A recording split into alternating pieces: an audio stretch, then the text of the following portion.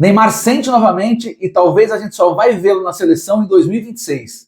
A Conmebol cancela um cartão de um jogo em pleno 2025.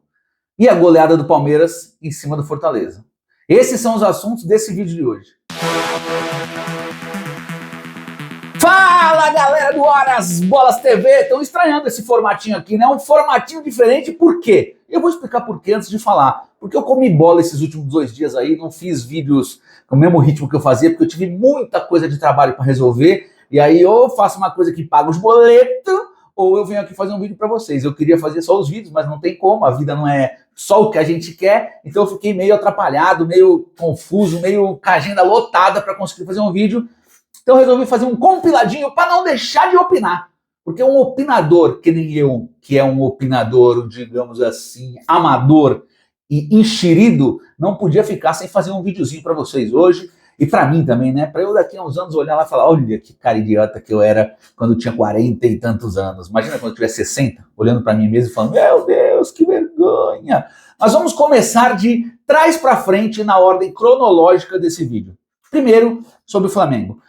Eu já falei sobre a arbitragem do jogo do Flamengo pela Libertadores, ela de fato foi catastrófica, invertendo faltas, dando cartão onde não tinha que dar, uma expulsão louca, mas todas essas coisas foram coisas pertinentes ao momento do jogo, aos 90 minutos da peleja, como diriam os mais antigos, e não ao extra-jogo. Houveram erros, e esses erros têm que ser entendidos como parte do jogo. A Conmebol pode olhar para esses erros, ou qualquer federação, confederação que organize um campeonato de futebol, falar assim, puta, esse árbitro está errando demais. Esse árbitro definitivamente tem que tomar uma geladeira para se reciclar, para dizer o quê, e aí tira ele de lado, dá uma suspensão, força ele a se reciclar, força ele a olhar diferente o jogo, bota ele sem estar no foco, às vezes ele vira só um auxiliar, um quarto árbitro, às vezes ele fica no VAR. Tem medidas para coibir talvez seja a palavra certa, mas para ajudar esse árbitro a melhorar o seu nível de arbitragem. Na verdade, tem mais um detalhe desse jogo aqui que vazou depois, que parece que o juiz, o quarto árbitro, avisou o técnico que o jogador dele já tinha amarelo, que era para segurar onda, senão ele acaba sendo expulso. Isso é uma loucura, que aí a gente pode pensar em outras teorias da conspiração. Mas o fato desse vídeo é para falar sobre o pós disso. O Flamengo reclamou, a Conmebol foi lá e cancelou o cartão, cancelou a expulsão do Plata. E aí, para mim, não faz sentido nenhum. Absolutamente nenhum. O que é do jogo, é do jogo. O que aconteceu em Los Angeles, aconteceu em Los Angeles. Não tem que ter interferência de campo, porque senão, meu amigo, vai virar uma bagunça. Qual que é o critério para cancelar o cartão? Então, todo erro de juiz, no entendimento de alguém que o time foi lá e representar, o cartão é cancelado? Não faz sentido. O juiz errou, acontece, faz parte do jogo, não deveria errar, vai ser punido. Agora, cancelar o cartão abre um precedente que é inimaginável. Parece que o Grêmio, em alguma outra medida, já tinha pedido o cancelamento do cartão do Kahneman e a Conmebol não cancelou na época. Mas não cancelou por quê? Se o Grêmio achou que estava errado, vocês podem avaliar que sim ou que não, mas se o Grêmio achou, ele tem direito de pedir e deveria ser cancelado. Teve gente que olhou esse lance do Flamengo e falou, não, o Plata foi imprudente. Então talvez, quem sabe, poderia ser que tomasse o cartão.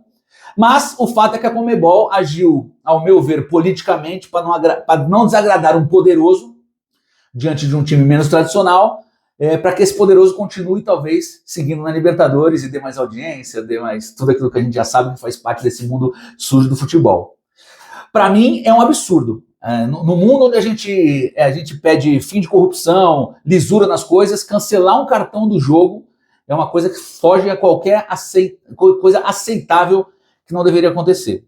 Mas aconteceu, e aí a gente vai ter que conviver com isso, e o pior é que isso reverbera várias coisas, né? O Flamengo é ajudado, aquela máxima que a gente já sabe, que já escuta há muito tempo e que pode sempre acontecer.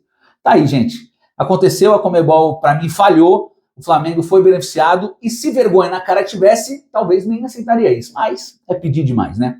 O outro assunto de hoje é sobre Neymar fora da seleção em 2026. Eu não sei nem como agir assim, porque é triste ver o cara... É triste de um lado e por outro lado é falar, puta, tá pagando pelo preço das atitudes que teve aí. Mas no final das contas, é triste ver um possível pessoa que ia ajudar muito a gente na Copa do Mundo estar fora da próxima convocação por uma contusão muscular novamente.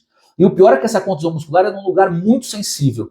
Eu não vou me lembrar o certo, mas o que eu sei é que é o músculo responsável pela batida do chute, pela força do passe, é o movimento de alavanca da perna.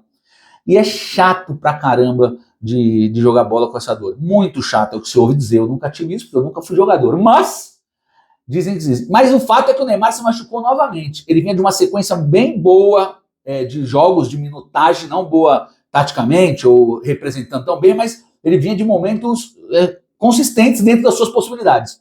E agora acontece que tem essa contusão. A previsão mais otimista, segundo eu andei lendo, é 4 semanas, ou seja, 1 mês, mas a menos otimista é 3 meses, 12 semanas. E 3 meses, meus amigos, é o final do ano. Acabou a temporada e, de fato, o Neymar vai precisar se recuperar, ter a pré-temporada e tem mais um semestre para provar para o Ancelotti que ele merece estar na Copa do Mundo e que ele vai ser fundamental no esquema do Ancelotti.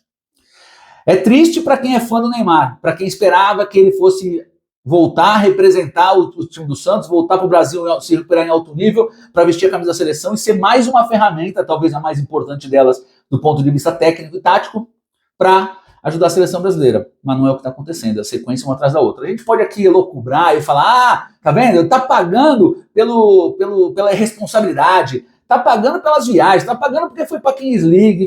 A gente não sabe de nada que está acontecendo lá dentro, a gente fica só dando opinião em cima do que é vendido para a gente.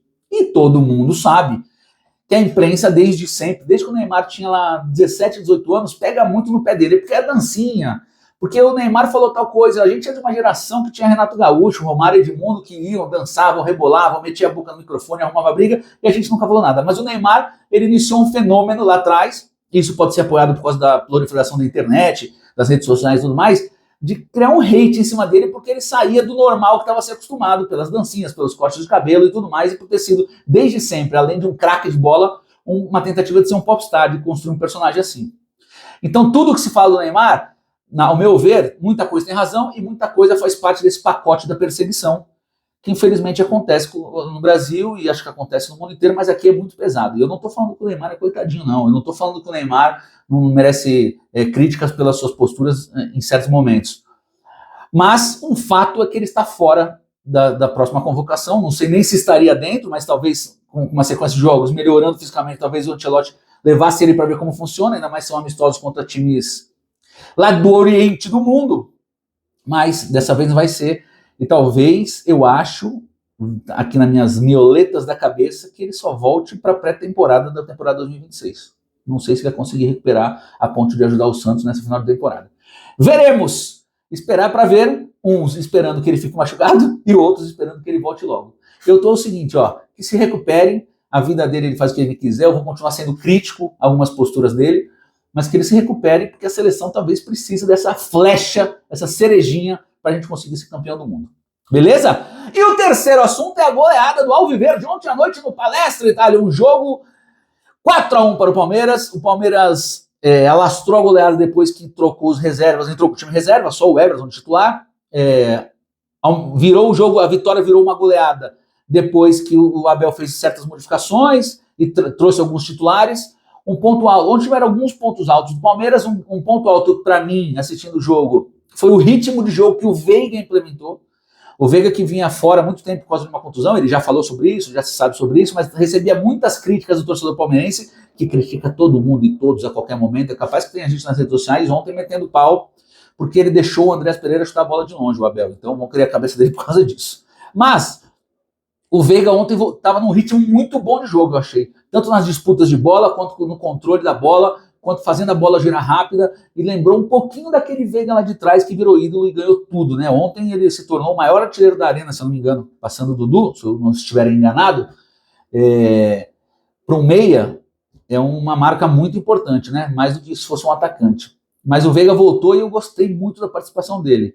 Para quem dizia que o ciclo acabou do Veiga, parece que não, parece que era por causa da contusão ou outro ritmo. Mas o grande destaque da noite, sem dúvida, foi o Andrés Pereira. O refino de bola que o Andrés tem é uma coisa de louco. De louco, de louco. Não dá pra falar, olhar e falar ele é um jogador comum. Não, não é. Pode não ser um craque, mas um jogador comum ele tá longe de ser. Entrou no segundo tempo, deu uma dinâmica muito boa, estava em todo lugar do campo, fazendo apoio para todo mundo, acertando o passe, recompondo. Um jogador que chegou aí como uma estrela, difícil a gente entender que ele está recompondo marcação, mas ele com responsabilidade recompondo E aí, quem trabalha, meus amigos, e tem um pouco de sorte, as coisas acabam acontecendo. Ele recebeu 2 bolas de fora da área, uma, ele deu um tapa lindo lá no goleiro lá em cima, a bola sem força, só perdendo peso, o goleiro não foi buscar, e a outra, que a bola veio correndo, ele pegou de primeira aqui, ó, cruzada, meu Deus do céu, coisa fina, coisa fina. 2 golaços, Palmeiras mete 4-1 no Fortaleza, Fortaleza aqui, ó, vai ter que trabalhar duro para conseguir sair da zona lá de baixo, tá difícil pro Fortaleza, vai ter muito trabalho, o time...